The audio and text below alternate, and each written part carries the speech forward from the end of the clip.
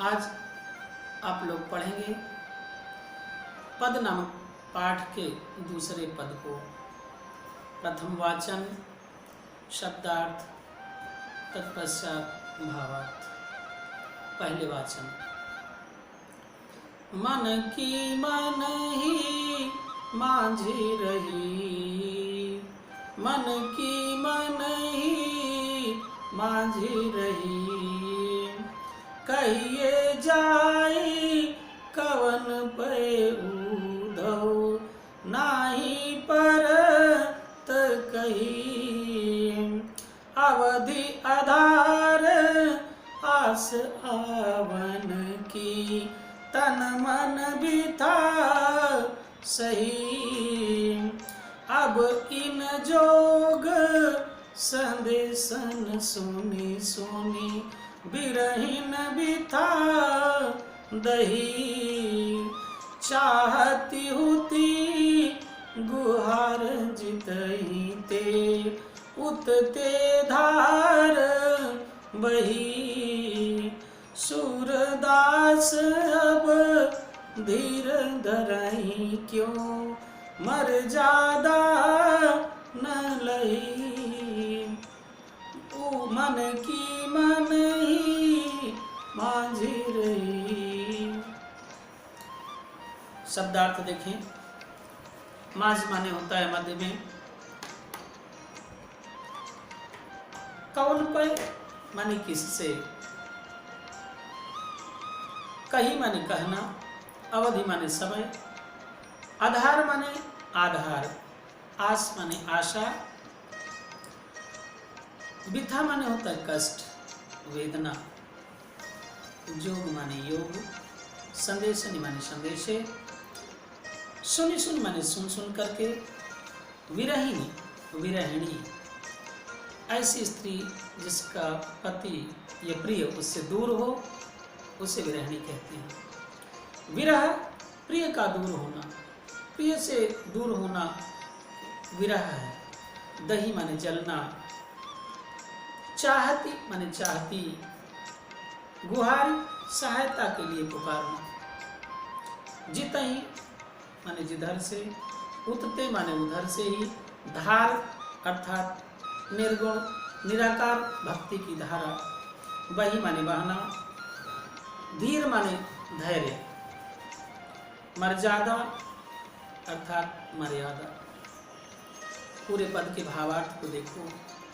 प्रस्तुत पद में गोपियों ने अपने समस्त प्रेम भावनाओं को कहीं से, जो उनकी किसी से न कह पाने की व्यवस्था है, वही बता रही हैं कि हे उद्धव जी, हम अपनी इस पीड़ा को, मन की भावनाओं को किसी से कह भी नहीं सकते, और ये हमारी मनोभावनाएं मन में ही रह गई। मन की मन ही माझ रही।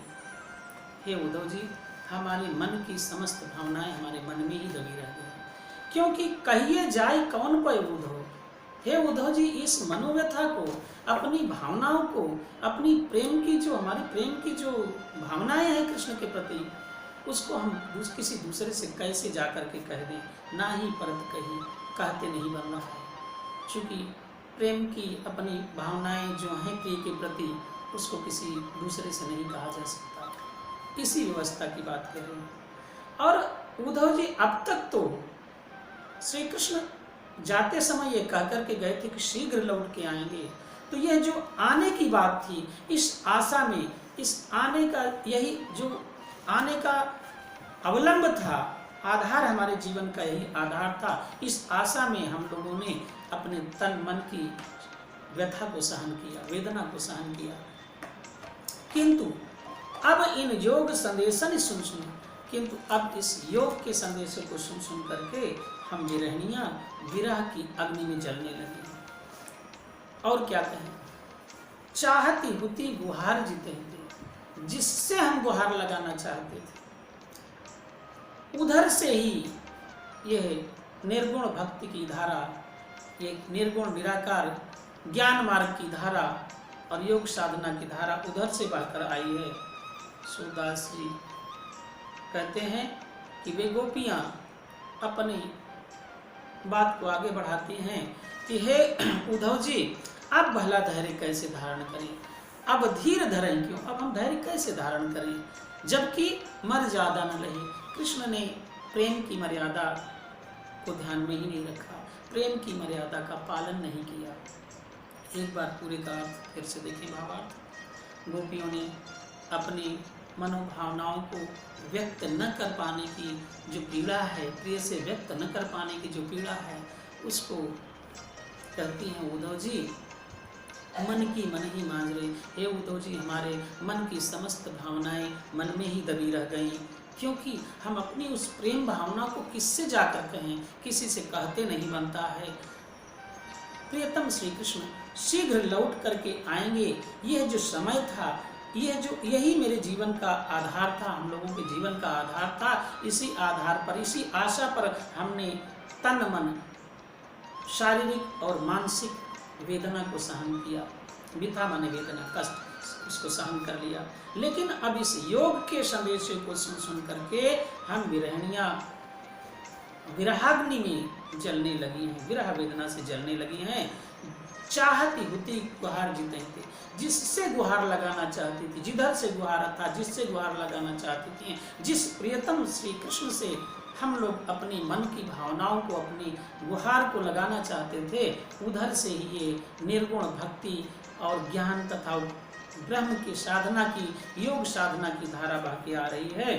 सूरदास जी कहते हैं कि वे गोपियाँ कह रही हैं कि अब भला धैर्य कैसे धारण करें, अब तो धैर्य धारण नहीं किया जाता, जबकि क्योंकि प्रियतम श्री कृष्ण ने प्रेम की मर्यादा का पालन ही नहीं किया। तो इस पद की भाषा ब्रज भाषा है और रस वियोग श्रृंगार, श्रृंगार के उभय पक्ष होते, दो पक्ष होते, संयोग और वियोग, तो इसमें वियोग श्रृंगार है। मर्यादा न लही के माध्यम से गोपियों ने श्री कृष्ण को प्रेम की मर्यादा न पालन करने का उन पर लांछन लगाया। इस तरह से इस पद की व्याख्या हुई। इसके अगले पद की व्याख्या अगले भाग में। सभी का शुभ व मंगल हो। श्री रस्तु।